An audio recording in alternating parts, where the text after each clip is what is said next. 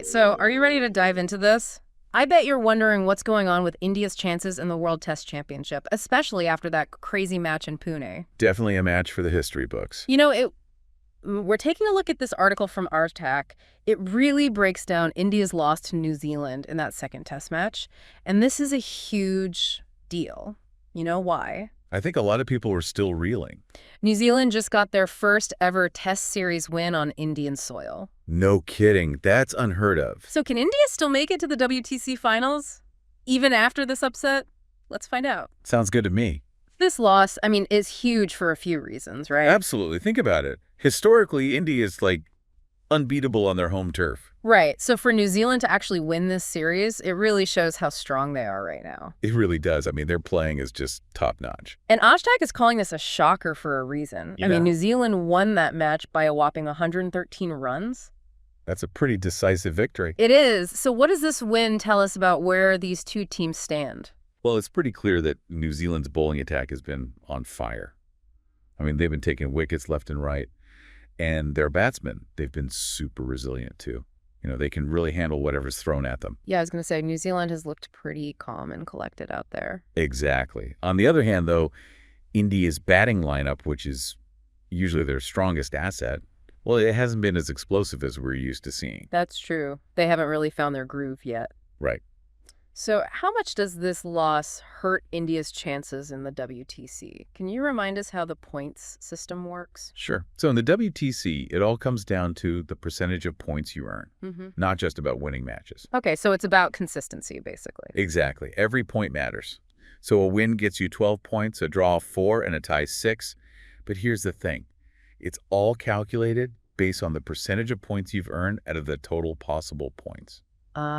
So even if you win a lot of matches, if you drop points in others, it could come back to bite you. Precisely. You need to be consistent throughout the entire championship. Gotcha. So I'm guessing this loss in Pune really messed with India's percentage then. It definitely did. They went from a pretty decent 68.06% all the way down to 62.82%. Ouch. Yeah, and that drop pushed them to 4th place in the WTC standings, which isn't ideal. Not ideal at all. But hey, they still have 5 matches left in the WTC cycle, right? They do. So before everyone starts hitting the panic button, let's remember that India is still very much in this race. Okay, so there's still hope? Absolutely. If they can manage to win at least 3 out of those 5 remaining matches, they'll be right back in contention for a spot in the finals. And if they can win 4, well, that would pretty much guarantee it. So it's all about those next 5 matches then? It really is. But here's where things get interesting. Even winning 3 might not be enough. It all depends on how the other teams perform. The competition this time around is fierce. So basically, India's fate is in their hands, but they also need a little help from the other teams. Yeah, that's a good way to put it. Okay, so break it down for us. What does India's schedule look like for these last 5 matches? All right, so first up, they have one more match against New Zealand to wrap up that series. Okay. And then things get real. They're off to Australia for a 5-match series. Oh, boy. Australia. Yeah, that's going to be a tough one. Historically, haven't they had a pretty rough time down under? You're not wrong. India's historically struggled in Australia. The pitches are different, the crowds are intense, and the Aussies, they always bring their A game on their home turf. Yeah, Australia's definitely not going to go easy on them. Nope. This is where the real test begins for India. So this upcoming Australian tour could really make or break India's WTC campaign. Couldn't have said it better myself. Yeah. You know what's really interesting about this? What's that? This Australian tour could actually make or break India's entire WTC campaign. No pressure then. Right. Exactly. So they need to be really strategic about how they approach these matches. Okay, so beyond just, picking the right players, what kind of strategies are we talking about here? Well, first things first. They have to adapt their game plan to Australian conditions. Those pitches down there, they're usually faster and bouncier than what India's used to. Right. Totally different playing conditions. Yeah, so their batsmen will need to adjust their technique and be prepared to face a lot of short-pitch bowling. Makes sense. You can't just walk in with the same game plan and expect to dominate, right? Not at all. They also need to really study this Australian team, figure out their strengths and weaknesses. So basically do their homework. Exactly. Their bowlers are something else. Guys like Stark and Cummins, they can destroy any batting lineup if they're on. Yeah, those are some big names to contend with. Big time. So India has to find a way to neutralize their pace and movement. So what you're saying is this last match against New Zealand, it's crucial not just for the points, but also as a chance to experiment a bit, fine-tune their strategies before heading down under. Exactly. It's like a golden opportunity to test out different combinations, maybe give some younger players a shot, and see what works best against a quality opponent like New Zealand. I like it. Use this last match as a testing ground before the big showdown in Australia. Precisely. Yeah. And let's not forget about the mental side of things, too. Yeah. The pressure on the Indian team is going to be immense. Oh, yeah, for sure. Especially after this loss. They need to find a way to turn that pressure into something positive. Learn from this setback against New Zealand and come back even stronger. So it's all about resilience. Bouncing back from a loss is just as important as celebrating a win. Couldn't agree more. And remember, the WTC isn't just about winning individual matches. It's about consistently racking up those points over time. Yeah. So even if India doesn't win every game, they need to make sure they're grabbing those crucial points from draws or even close losses. All right, so let's go back to those WTC points for a second. You mentioned percentages earlier, and I think it would be helpful for our listeners to understand exactly how those percentages are calculated. Sure thing. It's actually pretty simple. You take the points a team has earned and divide that by the total points that were available to them in the matches they've played. Can you give us an example? Okay, so let's say a team has played 10 matches and won 5 of them. Okay. That would mean they've earned 60 points because each win is worth 12 points. Got it. Now, let's say the total possible points they could have earned in those 10 matches was 120. All right.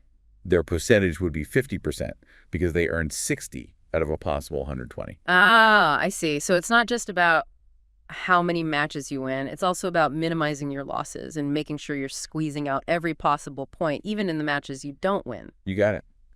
A draw might only get you 4 points, but those 4 points can be super valuable in keeping your percentage up, especially when you're playing in tough conditions like those in Australia. Right. Every point matters. Absolutely.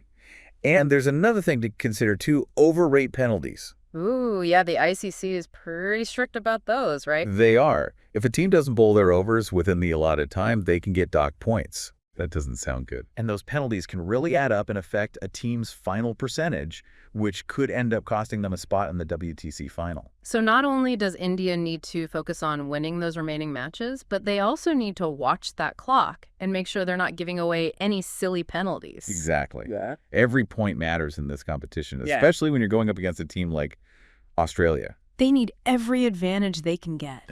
You said it. Wow, so it sounds like India's got a lot to worry about. Yeah, they've got their work cut out for them, for sure. Adapting to those Aussie conditions, figuring out how to handle those bowlers. Watching that over rate, staying focused and, mentally strong throughout the whole tour, Yeah. that's a lot to juggle. It really is. This whole conversation, it's made me realize just how much goes into a tournament like this. Right. It's not just about having the best players, Mhm. It's about strategy, discipline, mental toughness. The whole package. This Ashtec article, it's really opened our eyes to all the little details that go into the WTC. But it's also got me thinking about the other teams out there. Yeah. How are they doing? Who are India's biggest rivals for those top spots? That's a great question. India is not the only team fighting for a spot in the finals. Yeah. Australia is sitting pretty at the top right now. Right. I was just thinking about that. And they've got a pretty easy schedule compared to India. Mm. Then you've got teams like Pakistan and England who are also in the mix, and they could definitely pull off some upsets. It's anyone's game at this point. It really is. Yeah. So India can't afford to slip up again. Not if they want to stay in contention. Exactly. This loss to New Zealand, I think it was a wake-up call. Definitely. But you know what? It could actually be a good thing in the long run. How so? Well, it's forced them to face their weaknesses head on and come up with a plan for those challenges. So maybe a blessing in disguise. Maybe. So yeah, despite this setback, India's fate is still in their own hands. They control their own destiny. Exactly. Yeah. It all comes down to how they respond. It's all about how they bounce back. And that's what makes the WTC so exciting. Mm-hmm. It's a test of skill, strategy, and resilience, and it keeps you guessing until the very end. So what do you think? What's the most important thing for India to focus on as they get ready for these last few matches? That's a tough one. But I think their batting needs to really step up. Yeah. I agree. They've got some of the best batsmen in the world, but they haven't been as consistent as they need to be. If they can get that sorted out, I think they'll be a real force to be reckoned with. Totally agree. Their batting is going to be key, especially down in Australia. But don't count out their bowling attack either. Yeah. They need to be taking 20 wickets consistently if they want to win those matches. Yeah, for sure. It all comes down to execution. Well, this has been an awesome deep dive into the WTC. We've broken down the point system, analyzed India's chances, and even checked out the competition. Huge thanks to that Ojtak article for getting this conversation started. And a big thank you to you for listening in. You know what? The WTC is far from over. India's journey is just beginning. There's still so much to play for. And we can't wait to see what happens next. Keep those questions coming, and we'll be back soon with another deep dive into something you're passionate about. Until then, happy watching.